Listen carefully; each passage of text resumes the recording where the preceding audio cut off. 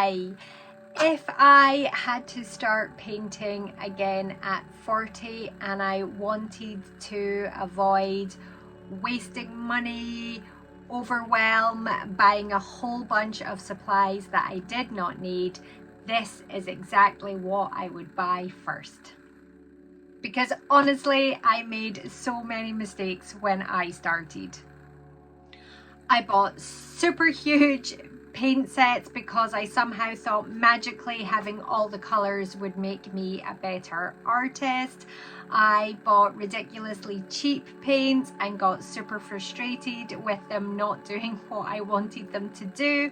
And at the same time, I also bought ridiculously expensive paints, which were even more frustrating because as a beginner, I didn't have the skills to use them correctly. And I spent far too much time preparing to start instead of actually starting. So today I'm going to show you a beginner acrylic kit that I genuinely recommend, including what I'd spend more on, where I'd save some money, what I think beginners actually need, and the things that genuinely help me stick to painting. So get cozy, grab a cuppa, and let's talk about something magical. Okay, let's talk paints. This is the thing that I think most beginners get wrong first. Most people either buy those giant cheap paint sets because they want all the colors, or they buy really expensive professional paints because they think that's what real artists use. And honestly, I have done both. I think lots of beginners fall into the trap of getting that little endorphin rush where preparing to start instead of actually starting feels wonderful, and buying lots of supplies feels exciting, but cheap paints can actually make painting much harder. Cheap paints are usually thin, they are weak in color, they are super frustrating to layer, and honestly, they are often very translucent. But professional paints can be equally as tricky because they are thicker, they are clumpier, heavier, and harder to control if you are brand new to painting. So personally, this is one place that I would definitely go mid-range if you can afford it. These are the paints that I genuinely wish I discovered earlier. They are the Winsor & Newton Galleria acrylics, and I actually discovered them because I was out and about, not near my studio, and I ran out of paint, and I stopped into a local post office and picked these up in an emergency, and they are kind of the perfect middle ground. They are better quality than really cheap beginner paints, but they're not as intense and as difficult to use as some of the more professional heavy-bodied paints. And when I actually discovered these by accident, I was just at the start of my daily art challenge, and I was really surprised that this little set of 10 colors became the most perfect base and foundation for all of my acrylic painting going forward. I will link to this exact set below, but I will also link to another slightly cheaper set that gives you a little bit more paint for your money, just because I know when you're a beginner, you don't want to feel like every little squeeze of paint that you put out on your palette is precious. But good paint does make painting feel easier. So personally, I would rather have fewer colors but better quality paint than cheap paint and loads of colors, because you'll just end up getting frustrated. But surprisingly, cheap brushes are your friend. I know it sounds completely backwards, but honestly, I have been more frustrated with some of my more expensive brushes than I ever have done with any of my cheap ones. Some of my more expensive brushes shed bristles constantly. And yes, the handles are beautiful and fancy, but honestly, some of my cheaper brushes have lasted way longer. And my slightly chaotic tip is cheap makeup brushes. Seriously, cheap makeup brushes are absolutely amazing for painting. I don't know if it's because they are actually designed to go on your face, but they seem to hold together well. They stay super soft. They don't seem to shed their bristles, and they actually create beautiful blending and textures. So honestly, cheap makeup brushes, even just from a bargain shop, is a brilliant place to start. Especially your blusher brushes or the fluffy eyeshadow brushes, blending brushes. You even get fan brushes in the makeup department. And then alongside these, I'd add in a few smaller detailed brushes, and then maybe just a flat brush or two. And that's honestly enough to begin with. You do not need hundreds and hundreds of brushes. I have found these lovely detailed brushes on Amazon, and they have these triangular handles, and I actually think they are amazing for beginners because they help you to naturally hold the brush in a more comfortable way, and that gives you better control. It's a bit like those little pencil grips that they used to give children when they were learning to write. Another little top tip that I have is if you can find some older second-hand brushes, these can actually create amazing texture because they come rougher and more irregular over time. So don't feel like everything has to be shiny and brand new. Okay, let's talk surfaces and sketchbook, because what you paint on matters more than people realize. And don't worry, I will be linking everything I'm talking about in the description below. The biggest thing that I wish I had done early on is work in sketchbooks, because honestly, the moment that you pick up a stretched canvas or a canvas board, it suddenly feels like you have to create a finished painting. There's pressure, but a sketchbook feels different. Sketchbook feels like you can play, you can experiment, you're just learning, you're trying out new things, and it just removes so much fear.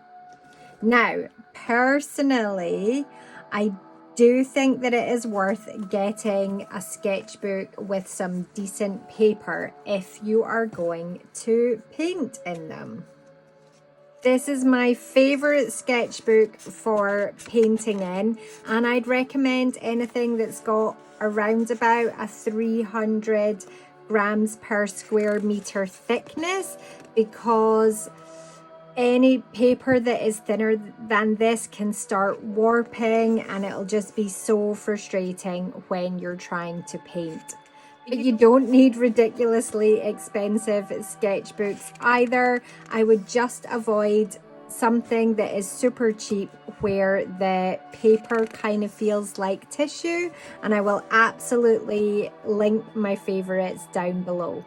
And if you do want to move on to canvas, honestly, I think that a canvas board is much easier for beginners to work with than a stretched canvas, and that is because a stretched canvas moves and it flexes under the brushes, which just adds another layer of frustration that you don't need when you're learning, whereas canvas boards feel much more stable and more forgiving when you start working on them. Now, an optional little side note is gesso. If you are gonna paint on canvas, gesso genuinely does make painting easier because the paint moves smoother across the surface of the canvas. But honestly, if it becomes a hurdle and stops you painting because you have to prepare your canvas first, then just skip it and go straight to painting directly on the canvas, because starting matters more than perfect preparation. You can absolutely learn to paint without it. And let's not forget a good old cheap sketchbook and a pencil. This is honestly one of the things that it helped me improve fastest. And did I do it properly in the beginning? No. And do I regret it? Yes. Because building a simple doodling and sketching habit just helps so much. And honestly, it can feel like sketching has nothing to do with painting, but it has everything to do with painting. You don't need fancy sketchbooks for doodling. Cheap sketchbooks are completely fine, and I actually recommend that you keep them small because they are easier to carry, they are quicker to grab, they are less intimidating, and it makes it so much better for you to build a daily habit. And my favorite thing to sketch with is a mechanical pencil. I just love mechanical pencils, and my favorite is the Faber-Castell Grip Plus because it actually comes with a softer B lead, which feels much more creamier and smoother than starting with an HB pencil. But honestly, any mechanical pencil will do. I think they just make life easier because they don't need a sharpener. They are always ready to use. They usually have built-in little rubbers on the top, and they're just so easy to carry about. I also have this super cheap Bic mechanical pencil, and it's actually got a mechanical pencil, a black pen, a blue pen and a red one, and it is so much fun just for doodling because it allows you to add a little bit color into the mix. But the biggest thing is just create consistently. Even if you are only making marks, drawing shapes, doodling mushrooms, sketching trees, that creative habit builds so much more confidence so faster than waiting until you feel good enough. These tiny things make painting so much less frustrating, and they should all be things that you have just lying about your house for free. Have an old rag, cloth, paper towel, kitchen roll, anything like that. It just makes cleaning your brushes so much easier and so much more efficient. Have 2 pots of water, one for colors and dirty brushes, and try and keep one fresh and clean or for cleaning off white paint. I just use old jars. You don't need anything fancy, whatever you've got that you're happy to use. And palettes, again, you don't need anything fancy. I love these paper palettes, and I will link that below, but I genuinely have a professional Stay Wet palette in this studio somewhere, and I've never used it. So instead, use paper plates, old ceramic plates, Tupperware lids. I've even got a loyal subscriber who for years has used an Amazon envelope that is now so crusted in paint that it has naturally became waterproof and is their forever palette. And finally, it is so handy to have a little spray bottle of clean water. It can help with blending, with keeping your paints moist, and if you have run out of clean water in your jars, you can just spray a little bit on your palette and voila, you've got some clean water ready to use. If you don't have one of these lying about, you can usually pick them up super cheaply in any of the bargain stores. The biggest beginner mistake for me was honestly buying too much stuff. Just look at how much paint I have accumulated. I even bought some super expensive, heavy-bodied professional stuff, which I have barely used. So yes, experiment, yes, play, yes, see what works for you, but do it gradually. Start with cheaper options, and then as you find the things that you love, upgrade them to something that's more of a mid-priced kind of range. Just start smaller and start simpler when you begin. Another huge mistake that I made was trying to create a finished piece every single time that I sat down to paint. I thought it had to be good, polished, finished, worthy, and honestly that kind of pressure just slows you down. And that's now why I love sketchbooks so much, because they feel safe, they allow you to experiment. Even inside my membership, I actually actively encourage my members to work in a sketchbook and use the lives as playful experimentation, and then they can go away later and grab out a canvas and try and create a finished piece from what they have learned. And please don't wait until you think you are good enough. It's creating that builds confidence. And also, do not compare yourself to other artists. I literally lost years trying to paint what I thought I should paint, things that I thought were commercial, successful, sellable, impressive.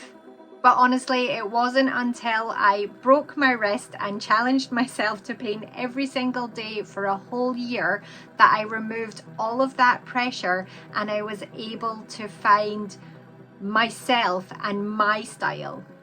No pressure, just creating. And what developed was a magical, cozy world full of mystical creatures that I could honestly paint every single day and not get bored. And on top of that, it resonates with thousands of people that are now 3,000 of you, and I thank you so much. It means so much to me that my magical cozy world speaks to so many of you and that I can help so many of you start your creative journey. And that only happened because I stopped trying to be other people and other artists and I started being myself. Honestly, you do not need hundreds of pounds worth of supplies to start painting. You just need a few beginner-friendly tools, permission to experiment, and the confidence to begin before you feel ready. Because creating consistently is what builds confidence, not waiting until you feel like a real artist. So remember, just relax, play, create, and you will make something magical.